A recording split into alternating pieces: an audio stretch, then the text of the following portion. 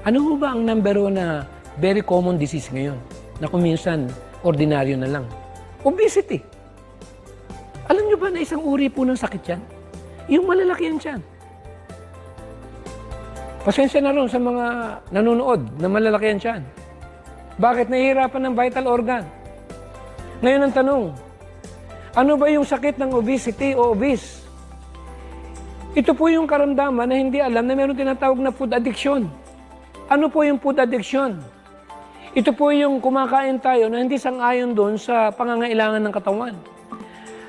Karamihan po ng mga tao sa buong mundo ngayon, hindi nila alam na meron silang tinatawag na karamdaman na kung tawagan ni food addiction. Sa Tagalog, sakit ng katakawan. Kaya pag malaki ang tiyan mo, matakaw ka. Ibig sabihin yan, magbagong buhay ka. Paano naman liliit ang tiyan? Mag-exercise ka. 8 laws of health. Hindi lang mag-exercise ka, kundi pag-aaralan mo yung calories na kailangan na amount ng katawan mo sa buong maghapon. Kung dodoblihin mo yung mga kinakain mo na hindi naman sang-ayon doon sa kailangang ma-burn ng katawan mo, talaga mag-i-increase yung tinatawag na yung sobrang pagkain na pinasok mo and later on, sisingilin ka. Kaya habang hindi pa umaabot doon sa malaking problema, kailangan natin gawa ng paraan, ano ba yung part ko at gagawin ko para naman mapalusog ko yung regalo ng Panginoon. Mahal tayo ng Panginoon, hindi niya tayo iniiwanan. Kahit sa panahon na tayo down na down, kahit na may karamdaman na tayo. Pero alam niyo po ba yung self-healing, natural healing? Pag kumain ka ng tama, nagre-regenerate yung ating dugo every 3 months. Nagre-regenerate ang tissue every 6 months. And after 1 year, nagpapalit ng vital organ. Kaya kung sasabihin nila, huli na, no, it's not too late yet. Sa edad kong to, I can prove it to everyone na itong nangyari sa katawan ko, nung change ko yung lifestyle ko, nag-exercise ako, pag nakita niyo po yung katawan ko, believe me, hindi kayo maniniwala, parang hindi katawan ng edad ko. Kaya ito po yung isang testimony ko sa lahat ng mga senior citizen na hindi naman como kayo ay may edad na, ay para bang ang sa tingin ninyo ay parang huli na, no way. Hindi pa po. Kaya isang bagay po yan na dapat tayo magkaroon ng lakas ng loob, motivation, admonishing, and also education, especially in that particular subject, especially in the area of healthful living.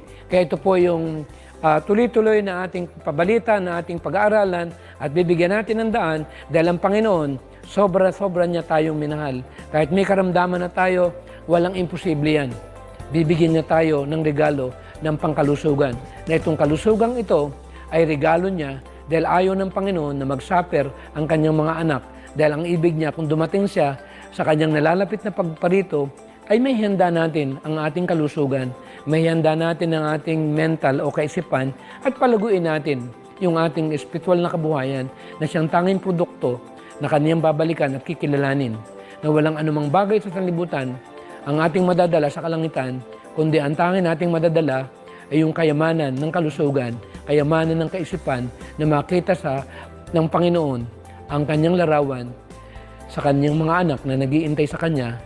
Ngayong nakikita na natin na ang ating sanlibutan ngayon ay nangangailangan ng mga kabataan, lalo-lalo na ang lahat ng ating mga kapatiran na makipag-participate tayo dito sa gawain ng pagtuturo at pagbibigay ng mensahe kung paano tayo ay maibalik ang kalusugan na nangawala, bunga ng kakulangan ng kaalaman at hindi natin masyadong nababantayan yung tinatawag na rules of life na ito yung batas ng pangkalusugan na nireregalo niya lahat sa atin, na yan po yung regalo niya sa bawat makikinig sa Kanya at handang sumunod sa Kanyang kalooban.